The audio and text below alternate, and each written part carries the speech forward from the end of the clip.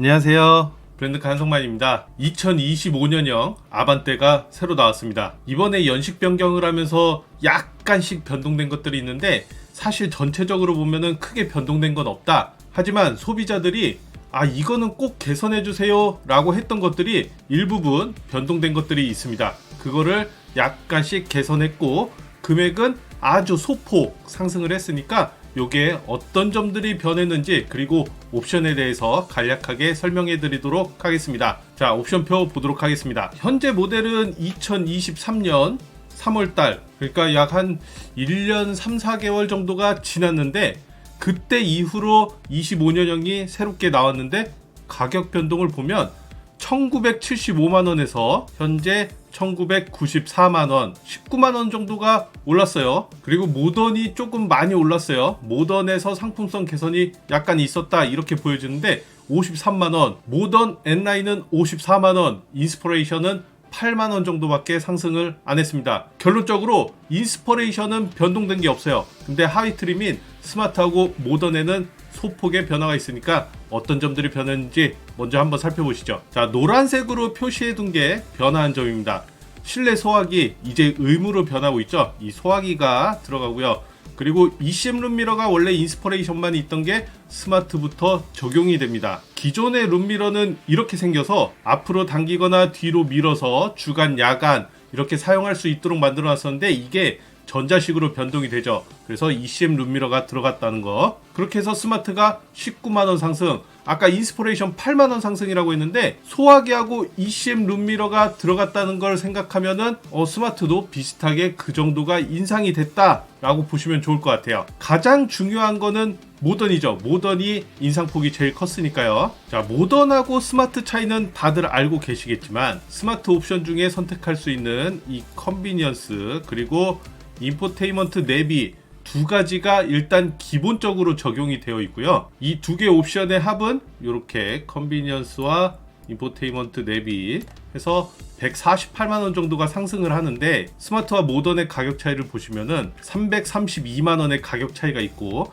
아까 148만원을 빼게 되면은 184만원 정도의 가격 차이가 있습니다. 이 하이패스가 이번에 기본적으로 들어가면서 20만원 옵션이 세이브가 되고 2열 에어벤트도 밖에 사제로 작업을 하게 되면은 20-30만원 정도가 비용이 발생을 하니까, 그리고 세이프티 파워 윈도우도 그 정도 비용이 발생한다고 생각하면은 한 100만원 정도 차이가 나는 거거든요. 좀 넓게 봐서요.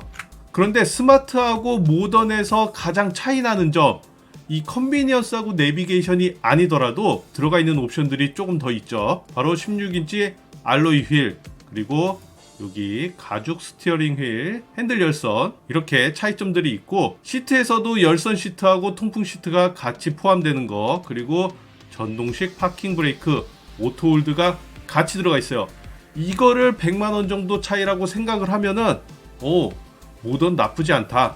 이 정도의 상품성 개선까지 들어가 있으면은 굳이 인스퍼레이션까지 안 올라가도 웬만한 편의사양들은 다 갖추고 있다. 정말 가성비 있게 타려면은 사실은 스마트의 컨비니언스 요 정도만 넣어서 타셔도 정말 극 가성비로 탈 수는 있지만, 어느 정도의 편의사양도 가져가면서 좀 오래 타실 분들은 모던을 선택하시는 게 더 낫다, 이런 생각을 가지고 있고, 나는 외관까지 조금 더 중요시한다 라고 하시는 분들은 N라인 모던 2446만원 요거를 선택하시면은 저는 외관에서도 굉장히 좋은 모습을 가져갈 수 있다라는 생각을 가지고 있거든요. 비록 25년형으로 와서 엄청 크게 변한 것들은 없지만 이런 소소한 변화들로 인해서 조금 더 편의성을 가져왔다, 이런 생각이 들고, 여기 글에서는 제가 못 찾고 있는데 여기에 나와 있는 거 말고도 변한 부분이 또 있습니다. 바로 실내에서 이 왼쪽에, 여기가 원래는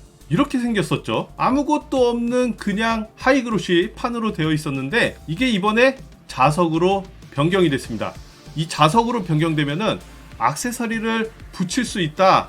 앞으로 현대에서 순정 액세서리들이 나온다고 하는데 이런 식으로 메모 홀더라던가 아니면 추후에 몇 가지가 더 나올 것 같은데, 이런 것들이 약간씩 개선이 되었다라고 생각하시면 좋을 것 같아요. 어찌됐든 모던에서는 이런 세이프티 파워 윈도우가 들어가면서 우리 창문 열 때 제일 불편할 때가 주차 요금 내거나 아니면 드라이브 스루 이런 데 들어가서 잠깐씩 뭐 물건 받거나 결제를 해야 하는데 이게 없으면 버튼 계속 누르고 있어야 하니까 정말 불편하거든요.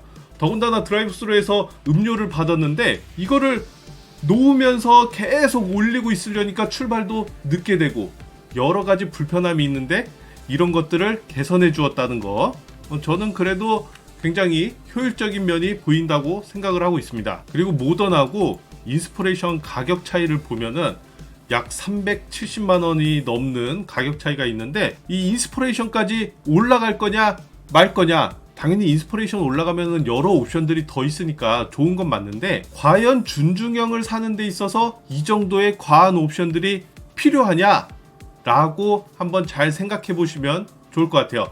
저는 준중형에 맞는 포지션은 이 정도 모던의 포지션이 제일 맞다고 생각을 하고 있습니다. 2700까지 올라가게 되면은 흔히 우리가 얘기하는 그 돈씨라는 말이 분명히 나올 테고, 실제 내가 생각을 해도 내가 차를 산다고 해도 2700 취등록세하고 보험까지 하면은 3000이 넘을 것 같은데 이러면은 다른 차가 눈에 들어오기 시작하거든요. 그래서 제가 볼 때는 모던에서 옵션 한두 개만 선택하신 다음에 나에게 딱 필요한 옵션만 가져가시는 게 제일 적합하다라는 생각이고, 거기에 더불어서 외관에서도 조금 더 좋은 모습을 보이고 싶다라고 하시는 분들은 N라인을 가시는 게 제일 좋다, 이런 생각입니다. 그럼 우리가 모던에서 어떤 옵션을 선택해야 하는지 한번 보도록 할게요. 자, 모던에서는 이만큼의 옵션을 선택할 수가 있습니다. 17인치 알로이 휠, 요게 좋으시면은 하셔도 되는데 저는 16인치도 나쁘지 않기 때문에 그대로 가고요. 선루프도 필요하신 분들만 하시면 좋을 것 같습니다. 자, 나머지 기능적인 거를 한번 보도록 할게요. 파킹 어시스트 플러스에서 요 옵션들, 서라운드 뷰 그리고 후측방 모니터, 이게 필요하냐 라고 생각했을 때 저는 필요 없다고 생각하지만, 주차하시는 데 있어서 그리고 후측방 충돌 경고가 기본적으로 들어가 있지 않고 스마트 센스에 있기 때문에 스마트 센스를 선택하지 않는 분들은 파킹 어시스트를 선택하시는 것도 방법 중에 하나입니다. 하지만 이 후측방 모니터가 저는 제 차에 있는데도 정말 적응이 안 되기도 하고, 사이드 미러로 보는 것보다 부정확합니다.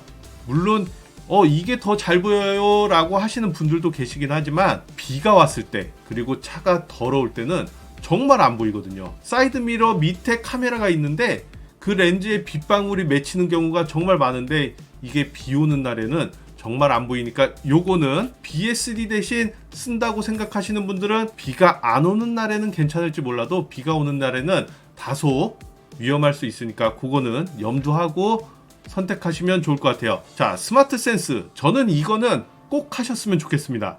이런 내비게이션 기반 스마트 크루즈, 고속도로 주행 보조, 안전 하차 경고 있으면 좋은 건데 얘네는 없어도 사실 크게 상관은 없어요. 근데 이 후측방 충돌 경고, 이게 정말 중요합니다. 이 전진 출차할 때 나오는 것보다 사실은 주행할 때 정말 중요한데, 이게 사각지대 옆에 차선 변경을 하려고 하는데 차가 이 정도 왔을 때 안 보일 때가 간혹 있거든요. 우리가 주행하면서 사이드 미러 볼 때 잠깐씩 보잖아요. 이것만 계속 보고 있는 게 아니고 잠깐씩 보니까 이때 사각지대에 오면은 차가 안 보일 때가 있습니다.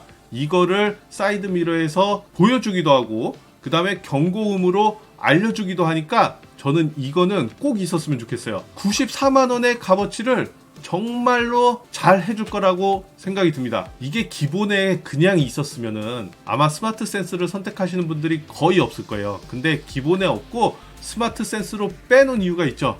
무조건 선택해라, 이렇게 보여주는데 이게 안타깝긴 합니다. 근데 앞으로도 이거를 기본적으로 넣어주진 않을 것 같아요. 준중형이나 중형급에서는 아마 그 이상 올라가야 기본에 탑재되어 있을 것 같은데, 그게 아니면은 선택하시는 게 좋다. 저는 아반떼에서는 모던을 선택하시는 분들은 반드시 스마트 센스를 선택해주는 게 좋다. 물론 스마트를 하시는 분들도 꼭 선택해 주시는 게 좋습니다. 나머지는 있으면 좋은 거니까 나머지는 따라온다 생각하시고 이거 하나 때문에라도 꼭 선택하시길 바랍니다. 안전은 중요하니까요. 자, 익스테리어 디자인 같은 경우는 여기 보시면은 헤드라이트가 풀 LED 들어가고 방향지시 등 LED 들어가고 이런 것들인데, 이거 하실 거면은 그냥 N9 가시는 게 더 좋지 않을까.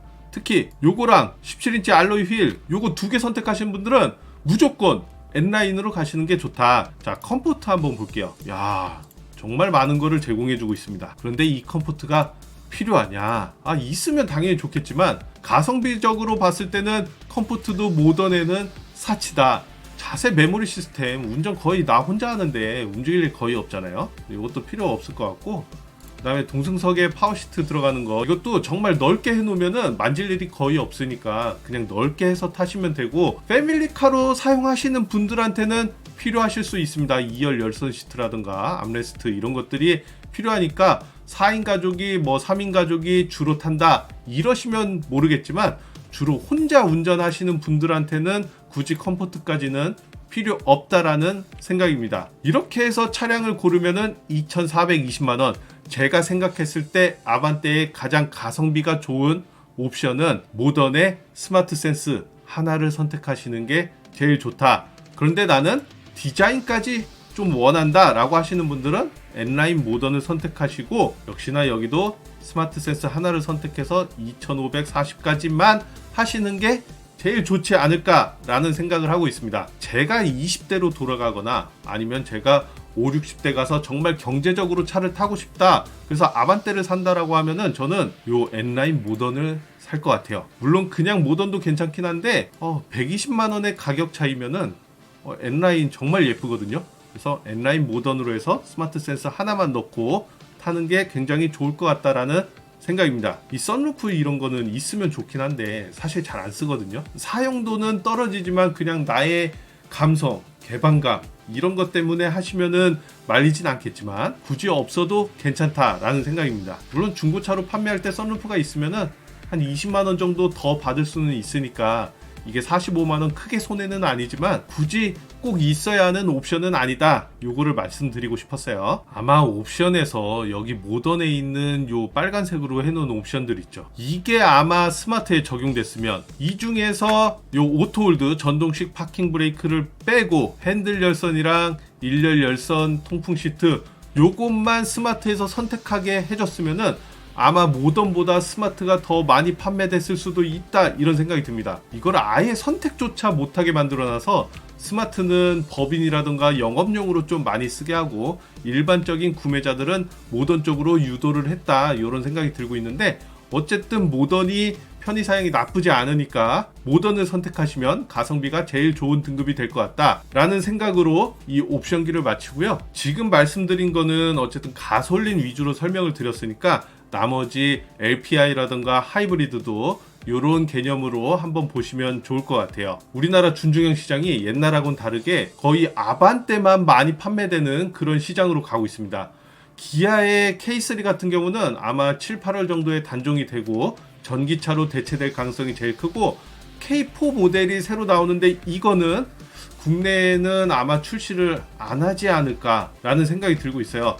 그래서 전기차, EV3, EV4 요런 차들이 대체가 될 것으로 예상이 되고, 이제 제가 생각했을 때 아반떼의 경쟁 모델은 K3가 아니고 셀토스가 아니지 않을까 라는 생각이 들고 있습니다. 그래서 셀토스와 아반떼 다음 달이나 다다음 달에 제가 시간이 될 때 요 아반떼하고 셀토스는 시승기를 통해서 어떤 게 더 괜찮다, 요런 것들 비교해서 또 한번 말씀드리는 시간을 가져보도록 하겠습니다. 자, 2025년형 아반떼 옵션기 여기서 마치고요. 도움이 되셨으면 구독과 좋아요도 한 번씩 눌러주시면 감사하겠습니다. 자, 앞으로도 자동차 관련해서 좋은 영상, 좋은 정보 드릴 수 있도록 더 노력하겠습니다. 자, 오늘도 시청해주셔서 감사합니다.